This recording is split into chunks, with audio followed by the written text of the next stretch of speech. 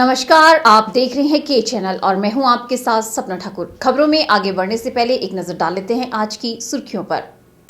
Headlines powered by के news साप्ताहिक समाचार पत्र, जो रखे आपको आगे। को स्पॉन्सर्ड बाय स्वर्ण आभा ज्वेलर्स, जो दे 100% शुद्धता की गारंटी, और ब्लूमिंग वैली, जो आपके अपनों तक पहुंचाए आपका प्यार। युवाओं और कर्मचारियों के साथ कांग्रेस सरकार कर रही है धोखा, आरोप लगाया पूर्व मुख्यमंत्री प्रेम कुमार धूमल ने।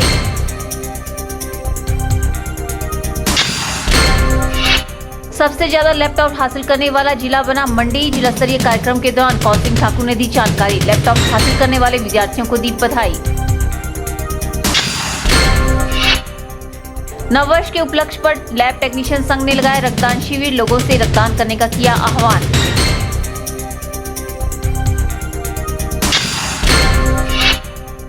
और मनाली में नववर्ष की पूर्व संध्या पर 1,500 महिलाओं के थिरके कदम, कुल्लवी नाटी की झलक मिली देखने को। प्रदेश में कांग्रेस के कार्यकाल में युवाओं को जहां रोजगार भत्ते के नाम पर ठगा गया है, वहीं प्रदेश के सरकारी कर्मचारियों से भी भत्ते बढ़ाने के नाम पर धोखा हुआ है। ये बात पूर्व मुख्यमंत्री प्रोफेसर प्रेम कुमार धूमल ने हमीरपुर में मीडिया से मुखातिब होते हुए कही। पूर्व मुख्यमंत्री प्रेम कुमार धूमल ने नए वर्ष के आगमन पर एक तरफ जहां प्रदेशवासियों को नववर्ष की बधाई दी, वहीं प्रदेश को कांग्रेस मुक्त बनाने की बात भी कही। धूमल ने कहा कि प्रदेश में युवाओं को जहां रोजगार भत्ते के नाम पर ठगा गया है, वहीं प्रदेश के सरकारी कर्मचारियों से भी भत्ते बढ़ाने के नाम पर धोखा हुआ है। धूमल ने कहा कि प्रदेश में नौकरियां देने का दावा प्रदेश सरकार कर रही है, लेकिन यहां प्रदेश की जनता को ये मालूम होना चाहिए कि पिछले 2 सालों में 1153 बेरोजगारों को ही नौकरी मिल पाई है। इस तरह से बेरोजगारी भत्ते के नाम पर भी प्रदेश के युवा ठगे गए हैं। नौजवान से हुआ, जिसको लिखित तौर पर इन्होंने कहा कि 10+2 जो पास होगा उसको 1,000 रुपया प्रति माह बेरोजगारी भत्ता देंगे। ग्रेजुएट और दिव्यांग को, स्नातक और दिव्यांग को 1,500 रुपया महीने का बेरोजगारी भत्ता देंगे।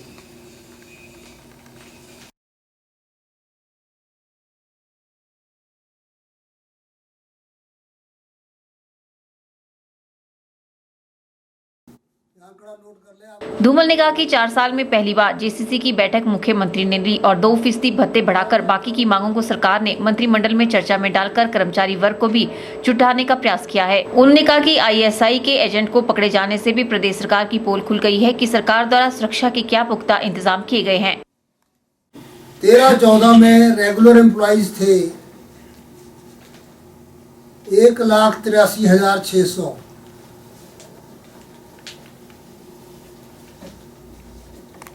अगर उन्होंने बड़ी रोजगार दी तो संख्या बढ़नी चाहिए थी, लेकिन संख्या कम होगी, रह गए 14-15 में 1,82,049, 1,82,049।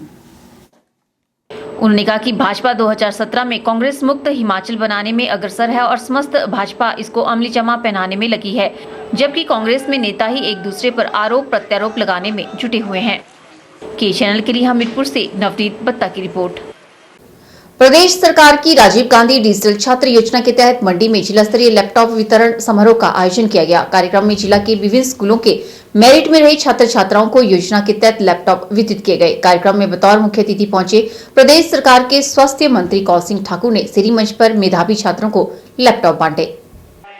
जिला स्तरीय लैपटॉप वितरण समारोह में स्वास्थ्य राजस्व व विधि मंत्री कौशिक ठाकुर ने बतौर मुख्य अतिथि शिरकत की। उन्होंने जिला के विभिन्न स्कूलों के मेरिट में रहे छात्र छात्राओं को योजना के तहत लैपटॉप वितरित किए। इस अवसर पर ठाकुर ने बताया कि हिमाचल प्रदेश सरकार शिक्षा के क्षेत्र में उत्कृष्ट कार्य कर रही है, जिसकी बदौलत आज आबादी के हिसाब से मंडी जिला प्रदेश में सबसे ज्यादा लैपटॉप हासिल करने वाला जिला बन गया है।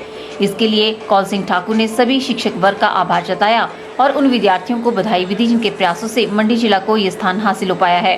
स्वास्थ्य मंत्री ने कहा कि प्रदेश की मौजूदा सरकार प्रदेश में सड़क, शिक्षा और स्वास्थ्य के क्षेत्र को प्राथमिकता दे रही है।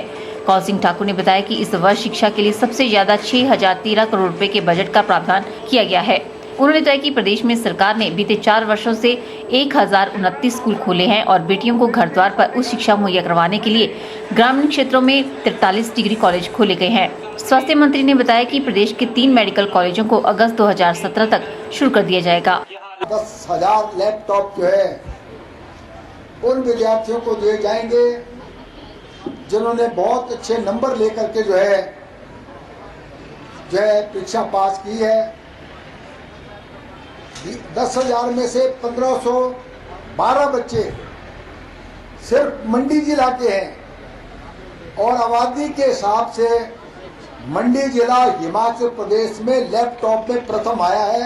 इसके लिए मैं डिप्टी डायरेक्टर साहब को, इनके सभी प्रिंसिपल साहिबान को, मुख्य अध्यापक गणों को, अध्यापक और अध्यापक वर्ग को मैं बधाई देना चाहता हूं और विशेष तौर पे उन अध्यापकों को बधाई देना चाहता हूं जिनके विषय में ये बच्चे जो है अच्छे नंबर हासिल करके ये लैपटॉप हासिल कर रहे हैं। बता दें कि प्रदेश सरकार हर वर्ष राजीव गांधी डिजिटल छात्र योजना के तहत प्रदेश के 10,000 मेधावी छात्र छात्राओं को लैपटॉप प्रदान करती है और इसी कड़ी में मंडी जिला के जमा 2 के विभिन्न संख्याओं के 671 और 10वीं के 841 छात्र छात्राओं को इस योजना के तहत लैपटॉप मिलने हैं, जिसकी शुरुआत स्वास्थ्य मंत्री कौल सिंह ठाकुर ने मंडी के सिरीमन से कर दी है। ब्यूरो रिपोर्ट के चैनल। अखिल भारतीय स्वास्थ्य विभाग लैब टेक्नीशियन संघ जिला मंडी इकाई ने रविवार को नववर्ष के उपलक्ष्य में मंडी अस्पताल में रक्तदान शिविर का आयोजन किया। रक्तदान शिविर का शुभारंभ मंडी जिला के वरिष्ठ पत्रकार बीरबल शर्मा ने किया। अखिल भारतीय स्वास्थ्य विभाग लैब टेक्नीशियन संघ जिला प्रधान एवं अराजपत्रित कर्मचारी महासंघ के जिला महासचिव अमरजीत शर्मा ने 24वीं बार रक्तदान किया। विशाल दत्त ने 9वीं, ललित ने 11वीं व यशराज सहित 11 लोगों ने रक्तदान किया। इस मौके पर मुख्य अतिथि वरिष्ठ पत्रकार बीरबल शर्मा ने कहा कि ऐसे रक्तदान शिविर लगाने से दूसरे संगठनों व लोगों को भी प्रेरणा मिलती है। उन्होंने अखिल भारतीय स्वास्थ्य विभाग लैब टेक्नीशियन संघ के प्रधान सहित समस्त पदाधिकारियों व सभी रक्तदाताओं को इस शुभ कार्य के लिए बधाई दी। उन्होंने कहा कि ये पहल सराहनीय है। रक्तदान महादान है, इससे बढ़कर कोई दान नहीं। जो स्वास्थ्य विभाग के प्रयोगशाला संघ ने जो आज नए साल के पहले ही दिन एक बहुत अच्छी महादान रक्तदान की शुरुआत की है, ये बहुत प्रशंसनीय है और मैं इसके लिए जो है इनके प्रधान श्री अमरजीत शर्मा और समस्त जो इनके पदाधिकारी हैं और कार्यकारिणी हैं इनको बधाई देता हूँ और उम्मीद करता हूँ कि ये साल इनके लिए और इनके जितने साथियों के लिए, सदस्यों के लिए बहुत ही मंगलमय हो और इस तरह के कार्य जो हैं, जिस तरह कहा जाता है कि रक्तदान महादान, ये लोग भविष्य में भी करते रहें ताकि कई जिंदगियां जो इससे बचती हैं, कहीं को जीवन दान मिलता है, वो मिलता रहे। प्रधान अमरजीत शर्मा ने बताया कि बेसहारा व जरूरतमंदों की सहायता करना तथा रक्त की एक बूंद से किसी की जान बचाना उनका ध्येय है। उन्होंने बताया कि सरकारी सेवा के साथ गरीब व बेसहारा लोगों की मदद करने के लिए उन्होंने अपने कर्मचारी संगठन के माध्यम से एक कदम बढ़ाया है, जिसमें सभी ने उनका साथ देते हुए समाज सेवा को महत्व दिया है। उनका ध्येय है कि रक्त की कमी से किसी भी मरीज की मौत नहीं होनी चाहिए। आज बहुत सी संस्थाएं व युवा रक्तदान करने के लिए आगे आ रहे हैं, लेकिन इसके बावजूद भी बहुत से लोग रक्तदान करने से डरते हैं। लोगों को भ्रम है कि रक्त देने से कहीं रक्त की कमी न हो जाए। उन्होंने कहा कि अगर रक्त देने से शरीर में कमी होती तो वे आज 24वीं बार रक्तदान नहीं करते। उन्होंने बताया कि जो रक्तदाता रक्तदान करता है 24 घंटे से लेकर 7 दिन के अंदर उनमें रक्त की पूर्ति शरीर स्वयं कर लेता है। उन्होंने बताया कि वे आगे भी इस तरह के रक्तदान शिविर लगाते रहेंगे तथा स्वयं भी रक्तदान करते रहेंगे। ये रक्तदान जो है एक महादान है, इससे बढ़कर दुनिया में कोई दान नहीं है और ऐसे कार्य करना जो है हमारे एसोसिएशन का पहले से ही कर्तव्य रहा है। गरीब, बेसहारा और जरूरतमंद लोगों की मदद करना जो है, हम समाज सेवा को जो है ज़्यादा महत्व देते हैं। हम सरकारी कर्मचारी हैं और स्वास्थ्य विभाग से बिलोंग करते हैं, लेकिन हम देखते हैं कि आज भी चाहे हमारे विभाग के कर्मचारी हो चाहे दूसरे लोग हो, आज भी जो है ऐसे रक्तदान करने से जो है घबराते हैं। तो मेरा उनसे निवेदन है कि यदि जिन्होंने कभी रक्तदान नहीं किया है वे भी जीवन में कम से कम एक बार तो अवश्य रक्तदान करें।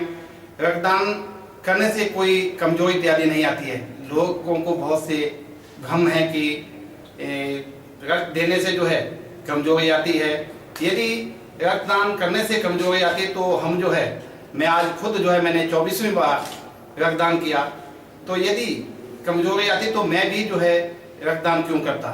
तो मेरा सभी लोगों से, प्रदेशवासियों से, सभी कर्मचारियों से निवेदन है कि सभी लोग आगे आएं और इस तरह के रक्तदान शिविर में भाग लेकर अपना रक्तदान करें। इस अवसर पर लैब टेक्नीशियन संघ के महासचिव अक्षर सिंह यादव, कोषाध्यक्ष Tej Ram Sharma, Pratap Patial, Ravindra Thakur, Anu Sharma, senior lab technician Kaushalya Chauhan व घनश्याम ठाकुर उपस्थित थे। कैमरा पर्सन युगल के साथ ब्यूरो रिपोर्ट के चैनल मंडी। प्रदेश में फुटबॉल संघ के कुछ पदाधिकारी फुटबॉल खेल की आड़ में कुछ ऐसा कर रहे हैं जिसके कारण फुटबॉल का स्तर गिर रहा है। ये कहना है referee board Himachal Pradesh football संघ के पूर्व अध्यक्ष नरेंद्र सैनी का। उन्होंने हिमाचल प्रदेश फुटबॉल संघ के प्रधान अमित पाल सिंह से जांच करवाने की मांग की है ताकि खिलाड़ियों को न्याय मिले और फुटबॉल के स्तर में सुधार आए।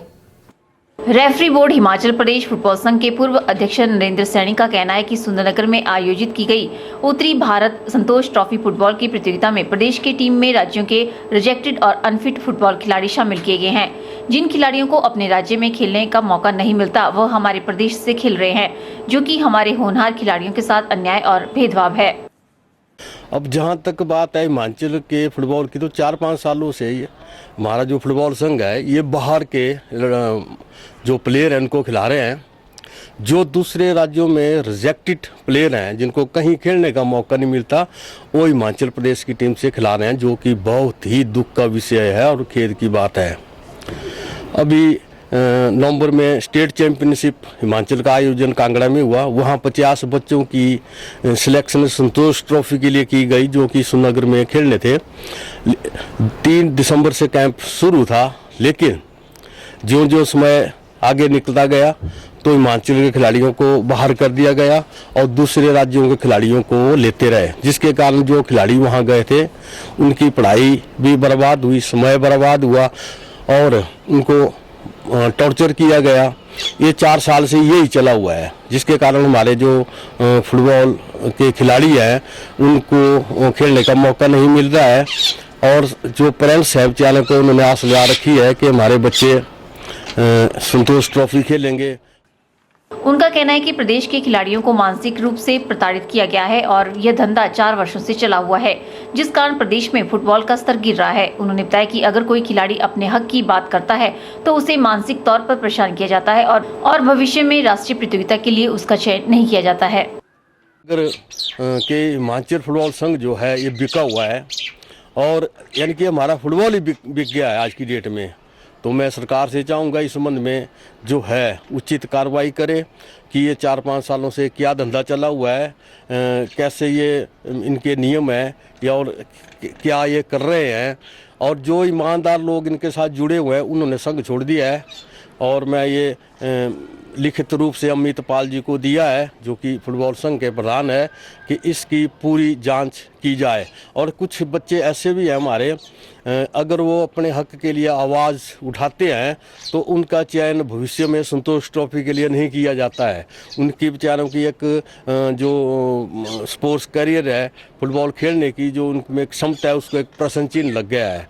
तो उनको ये दोनों तरफ से मतलब तंग करते हैं।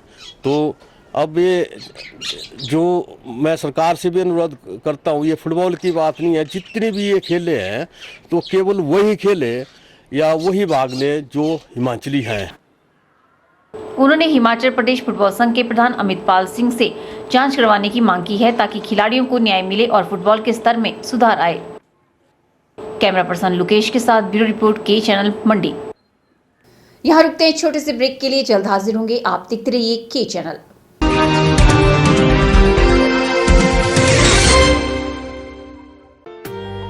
Sachdeva college Mandi Paddal coaching centre में army GD clerk, army technical, army nursing assistant, army tradesman, army DSP की कोचिंग स्टार्ट हो गई है। इसके साथ ही shortcut coaching methodology for GK, Hindi, maths, English and general science, topic wise test और मॉक टेस्ट की तैयारी भी करवाई जाती है।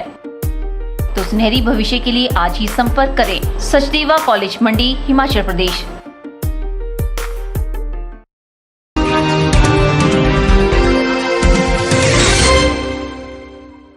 नेपाली मूल के लोगों की समस्याओं व उनके समाधान को लेकर मनाली में मूल प्रवाह अखिल भारत नेपाली एकता समाज नगर समिति द्वारा बैठक का आयोजन किया गया। बैठक में मनाली में रह रहे नेपाली मूल के लोगों को आ रही समस्याओं के ऊपर विस्तार से चर्चा हुई।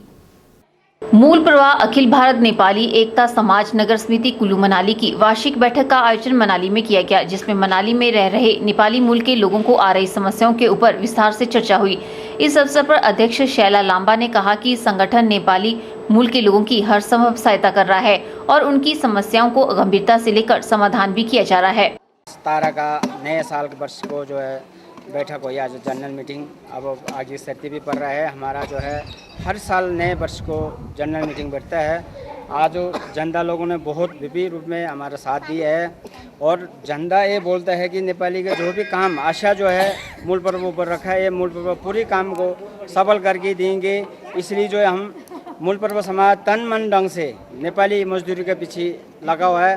कुछ पीडब्ल्यूडी डिपार्टमेंट में पक्का होना है, वो भी बिल्कुल तैयार पर बैठा है। हम अफसर लोगों ने बड़ा रात दिन मेहनत करके ये पक्का करने के लिए तैयार में जोड़ चुके हैं। सभी को मूल प्रवाह अखिल भारत नेपाली एकता समाज कुल्लू मनाली नगर समिति की ओर से आज हम एक जनरल बैठक किया गया, जिसमें नववर्ष की शुभकामना देते हुए हमने कहा कि जितना भी नेपाली मूल के नागरिकों का समस्या है, उस समस्या को समाधान करने के लिए मूल प्रवाह अखिल भारत नेपाली एकता समाज के पदाधिकारियों सभी ने एक कहा कि जो जितना भी समस्या होगा नेपालियों का, उस समस्या का हल करेंगे कहा। धन्यवाद। के चैनल के लिए मनाली से शिवराम राणा की रिपोर्ट। प्रदेश के 11 जिले देश के टॉप 100 टीबी ग्रस्त जिलों में हैं। संक्रामक बीमारी होने से इसके फैलने की संभावना होती है। यही कारण है कि प्रदेश में टीबी के मरीजों की संख्या बढ़ी है। हालांकि मरीजों की संख्या से राज्य टीबी प्रोग्राम अफसरों को सामान्य टीबी के साथ टीबी की दूसरी और तीसरी स्टेज के मरीजों के बढ़ने से चिंता सता रही है। इसमें मल्टी ड्रग रेसिस्टेंट टीबी वाले मरीज ज्यादा चिंता का विषय हैं। एक साल में सूबे में सामान्य टीबी के करीब 10,000 मरीज, 500 MDR टीबी के रोगी सामने आए हैं। एक्सटेंसिव ड्रग रेसिस्टेंस वाली टीबी के 18 मरीज सामने आ चुके हैं। स्वास्थ्य अधिकारियों की माने तो सामान्य टीबी को 6 महीने के रेगुलर कोर्स से खत्म किया जा सकता है। MDR टीबी रोधक कोर्स में दवाओं का डोज भी ज्यादा होता है। मौत की संभावना भी 50% तक बढ़ जाती है। XDR में तो मरीज को बचाना नामुमकिन होता है।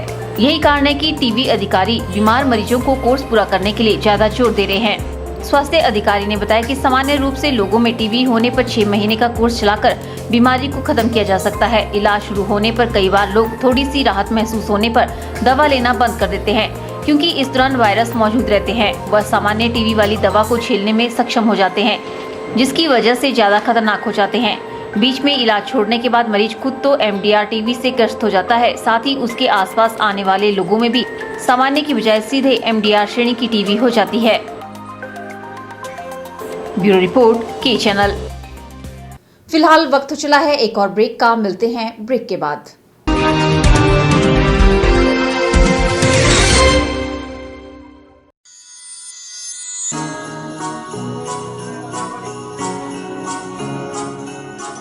वृंदा ज्वेलर्स, सोने व चांदी में एक विश्वसनीय स्थान। यहाँ आपको मिलेंगे 23 कैरेट व हॉलमार्क के शुद्ध गहने। वृंदा ज्वेलर्स में आप सोने व चांदी के उच्च गुणवत्ता के आभूषण एक से बढ़कर एक डिजाइन में खरीद सकते हैं, वो भी उचित रेंज में। हमारे यहाँ ग्राहकों का विशेष ख्याल रखा जाता है।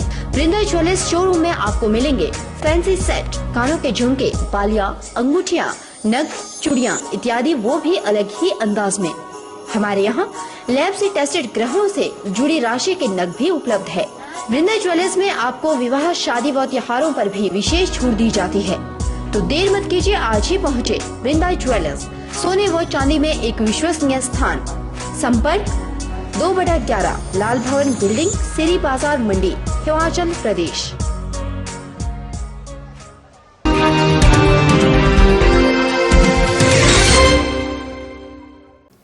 2016 भी चला गया, अब जमाना 2017 का आ गया है। 31 दिसंबर को देश भर के लोगों ने 2016 को अलविदा कहने के साथ ही 2017 का खुशी खुशी स्वागत किया। लोग एक दूसरे को नववर्ष की मुबारकबाद देते हुए नजर आए। वहीं क्रिश्चियन सोसाइटी की तरफ से भजन कीर्तन कर नए साल का पहला दिन मनाया गया। सभी ने प्रभु से सुख समृद्धि की कामना की।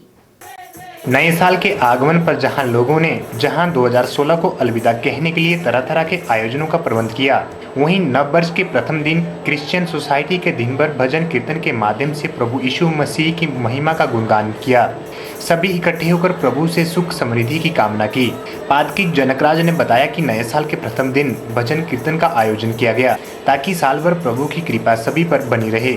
साथ ही उन्होंने बताया कि उपस्थित लोगों ने एक अच्छा इंसान बनकर कार्य करने की शपथ भी ली।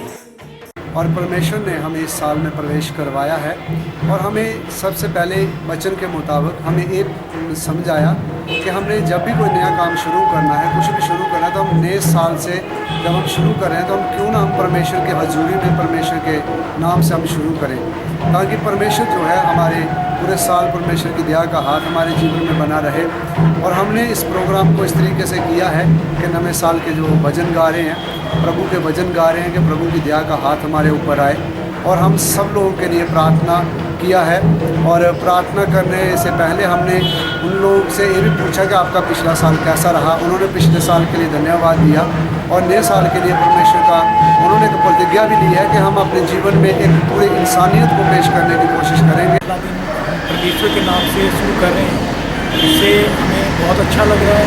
नहीं तो पहले हम अपने दोस्तों के साथ घुमा फिरते किया करते थे, जो कि एक मतलब जिसको बोल सकते हैं हमारा कोई रास्ता अच्छा नहीं था, जब हम परमेश्वर का नाम नहीं लेते थे। लेकिन आज परमेश्वर की कृपा से हम पहला दिन जो शुरू कर रहे हैं नए साल का, वो परमेश्वर के नाम से शुरू कर रहे हैं और हमारी पूरी फैमिली जो है परमेश्वर के नाम के खिलाफ महिमा के साथ बढ़ रही है। उन्होंने कहा कि प्रभु यीशु मसीह का संबंध सिर्फ ईसाई धर्म से नहीं है बल्कि पूरे समाज से है, क्योंकि उन्होंने जो शिक्षा दी है वो समाज की बेहतरी के लिए दी है, ना कि किसी धर्म विशेष के लिए।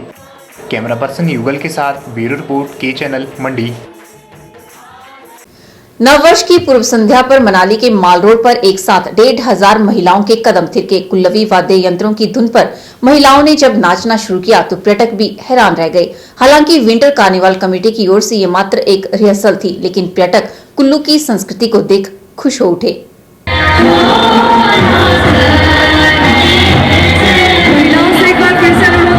मुस्कुराते हुए और साथ ही कार्निवाल कमेटी की ओर से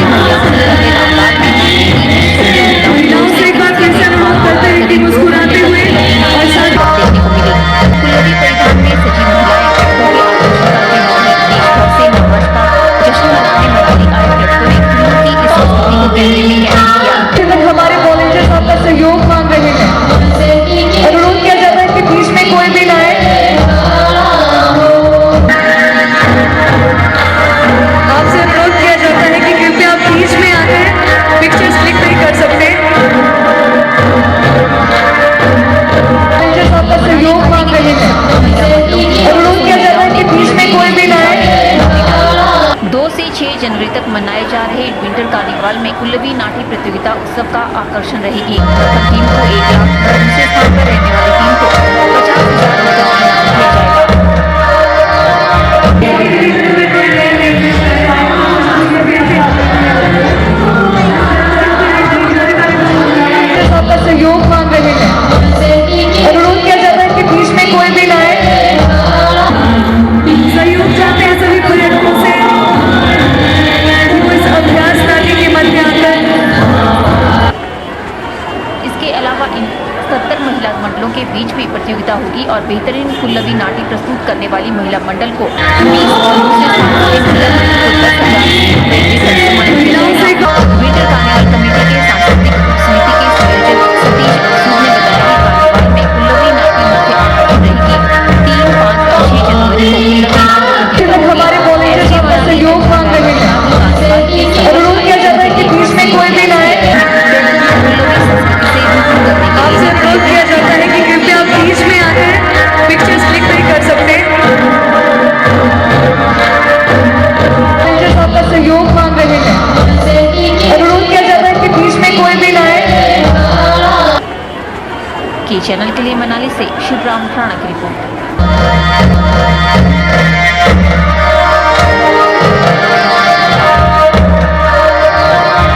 यहाँ रुकते हैं एक और ब्रेक के लिए। ब्रेक के बाद भी खबरों का सिलसिला यूं ही जारी रहेगा, आप बने रहिए हमारे साथ।